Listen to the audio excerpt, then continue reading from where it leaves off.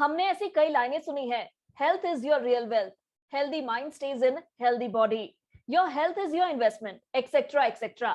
लेकिन पिछले लगभग 2 सालों में एक वायरस ने पूरे विश्व को हिलाकर रख दिया और उसकी दस्तक ने कई दरवाजे खोल दिए हैं। और अब हमें पता चल चुका है कि हमारा स्वास्थ्य और उसका ख्याल रखना हमारे लिए कितना इंपॉर्टेंट है। Hi, I am Tanvi Sinha. Welcome to the new series health diary.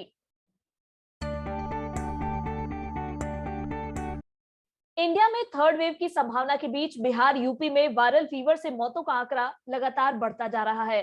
Corona की तीसरी लहर और वायरल फीवर को लेकर हमें बेहतर तरीके से आज एजुकेट और अवेयर करने के लिए हमारे साथ जुड़े हैं a very well known and one of the best senior consultant physician doctor Diwakar Tejaswi. आप हमारे साथ पटना से जुड़े हैं। आपका बहुत बहुत स्वागत है डॉक्टर दिवाकर जी। बहुत धन्यवाद तन्वी जी। डॉक्टर साहब, सबसे पहले तो हम आपसे ये जानना चाहेंगे कि जहां एक तरफ कोरोना के एक्सपेक्टेड थर्ड वेव में बच्चों के प्रभावित होने की बात कही जा रही थी, वहीं उसके पहले बिहार में लगभग 25 से ज्यादा बच्चों की वायरल फीवर से मौत हो चुकी है। क्या ये आने वाली किसी बड़ी संकट की ओर इशारा कर रहा है? देखिए, अभी बहुत तेजी से यहाँ वायरल फ्लू का प्रकोप बढ़ा है और ज्यादा जी। बच्चों को ये संक्रमित कर रहा है और बच्चे इफेक्टेड ज्यादा हो रहे हैं इससे। ये निश्चित तौर पे हमारे हाइजीनिक कंडीशन और हमारे हेल्थ इंफ्रास्ट्रक्चर को इनडायरेक्टली वो विरोध करता है कि किस तरह के हालात अभी हैं। तो लेकिन अभी जो तेजी से फैला है, ये थर्ड वेव से अभी लिंक नहीं है, क्योंकि ये कोरोना वायरस के पुष्टि अभी किसी भी बच्चों में नहीं हुई है। जी। लेकिन यहाँ पर एक चीज पर ध्यान देना बहुत आवश्यक है कि एक दो केस आए थे जो MIS-C कहा जाता है, multi system inflammatory syndrome in children. वो क्या होता है कि जब कोरोना वायरस के से इफेक्टेड या इन्फेक्टेड होते हैं बच्चे, तो उसके शरीर के अंदर, बच्चों के शरीर के अंदर एंटीबॉडी कोरोना वायरस के अगेंस्ट बनती है। और ऐसा हम लोग ने जब वैक्सीन का ट्रायल हो रहा था बच्चों पर, तो ये कंडीशन होती गई थी कि बच्चे में एंटीबॉडी नहीं बनी हुई हो। इसलिए बहुत सारे बच्चों को जब पहले एंटीबॉडी टेस्टिंग हुई तो मैक्सिमम बच्चों में एंटीबॉडी देखी गई। इसका मतलब ये हुआ था कि वो सिम्टोमेटिकली या एसिम्टोमेटिकली उस वेव में, सेकेंड वेव में इन्फेक्टेड हुए थे या इफेक्टेड हुए थे। जी। लेकिन उनमें बहुत ज्यादा लक्षण नहीं आए थे उस समय। लेकिन जब एंटीबॉडी बहुत हाई बनता है ना, तो बॉडी उसके अगेंस्ट में रिएक्ट करता है और इससे इंफ्लेमेटरी प्रोसेसेस होती है और इंफ्लेमेटरी मार्कर्स बच्चों में बढ़ते हैं। और इस कारण से किन्हीं किन्हीं बच्चों में जब इतना इंफ्लेमेशन हो जाता है शरीर के अंदर पोस्ट कोविड इफेक्ट के कारण से, कि उनको multi system inflammatory syndrome in children कहा जाता है और सिस्टम का फेलियर हो जाता है बहुत सारे सिस्टम्स का, और डेथ हो जाती है। MIS-C एक खतरनाक चीज होती है जो बच्चों में देखी जाती है। ये पोस्ट कोविड कॉम्प्लिकेशंस होते हैं। लेकिन अभी के जो जितनी तेजी से आया, ये वायरल फ्लू की संभावनाओं को व्यक्त करता है। और इनमें कोविड का जो टेस्ट हुआ था, रैपिड एंटीजन टेस्ट, उसमें बच्चों में निगेटिव आई थी कोरोना वायरस की। लेकिन थर्ड वेव की एक्सपेक्टेड जो अभी समय सीमा है वो अब आने वाली है और उसमें सावधानी रखने की आवश्यकता है। हालांकि ये डायरेक्टली लिंक्ड नहीं है अभी भी, लेकिन जी। इनडायरेक्टली ये लिंक्ड हो सकता है, क्योंकि जो सेकेंड वेव हुआ था ना, वो अप्रैल और मई में हुआ था। उस समय मैक्सिमम व्यक्तियों में एंटीबॉडी आई थी। जैसा सीरो सर्विलेंस हुआ था, तो उसमें देखा जी। गया कि अराउंड 66% टू 75% के बीच व्यक्तियों में एंटीबॉडी बनी हुई थी कोविड के अगेंस्ट। तो उस उतने लोग प्रभावित हुए थे कोविड से। लेकिन जी। वो एंटीबॉडी होती है ना, 4 से 5 महीने होते होते उसका टाइटर, उसका जो पावर है वो कमने लगता है, जो प्रोटेक्टिव पावर है। तो 5 महीना कोइंसाइड करता है अक्टूबर नवंबर से। तो जब जी। एंटीबॉडी कमेगी तो संभावनाएं होती है कि थर्ड वेव की संभावनाएं प्रबल हो जाती हैं, क्योंकि आपके बचाव, जो मैक्सिमम पॉपुलेशन में जो एंटीबॉडी से बचाव आए हुए हैं, वो कमने लगते हैं।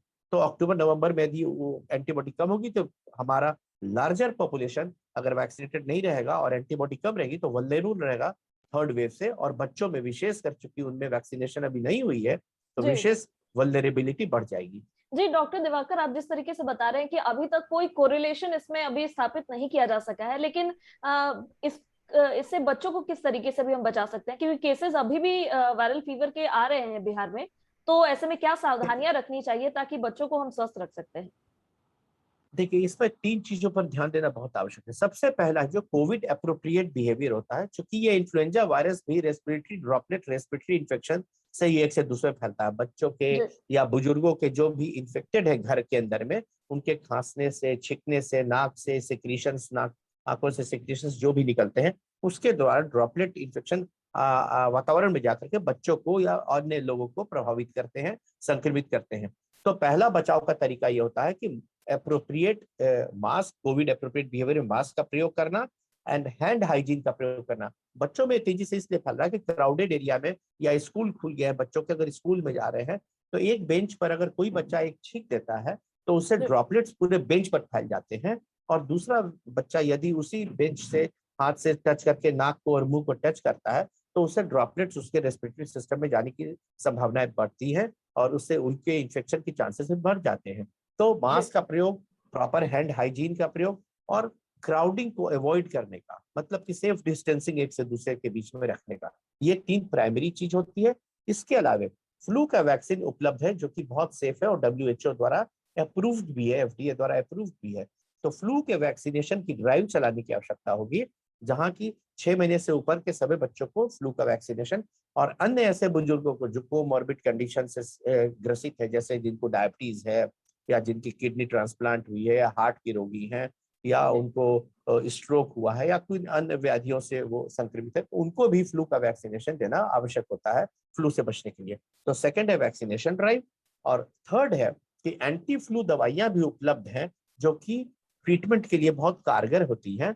और अगर किसी भी घर में किसी को अगर इन्फेक्शन हुआ है, फ्लू का, तेज सर दर्द, बुखार, छींक, सर्दी, खांसी हो रही है, तो उसमें प्रोफाइलेक्टिकली वो एंटीवायरल एजेंट अन्य बच्चों को या बुजुर्गों को भी दे सकते हैं, जिससे कि उनमें ये इन्फेक्शन नहीं फैले। और इसके अलावा अभी के मौसम में चूंकि बहुत जगह देखिए कि बाढ़ के बाद मुजफ्फरपुर में पानी रिसीड किया, यहाँ उसके बाद से डायरियल, डिसेंट्री, ये सब की बीमारियां भी बढ़ती हैं, डिहाइड्रेशन की बीमारियां बढ़ती है, मच्छर पनपते हैं, उसके कारण से विभिन्न तरह की बीमारियां पनपते हैं, जैसे डेंगू अभी हुआ है, उत्तर प्रदेश में भी बहुत डेंगू से मौतें भी हुई हैं। तो इन सब चीजों पर हाइजीनिक कंडीशन को मेंटेन करते हुए इन सब चीजों से हम लोग इस तरह की चीजों से बचाव कर सकते हैं। जी, जापानीज इंसेफेलाइटिस के भी केसेस अभी तक बिहार में देखने को मिल रहे हैं। इस पर अभी क्या कुछ सावधानियां बरतने की जरूरत है? क्यों केसेस इस बार अभी तक मतलब परसिस्ट कर रहे हैं इस पे? एक जैपनीज इंकेफेलाइटिस भी मच्छर जनित रोग होता है, मच्छर के काटने से जो वायरस इन्फेक्ट करते हैं उसके कारण से होता है।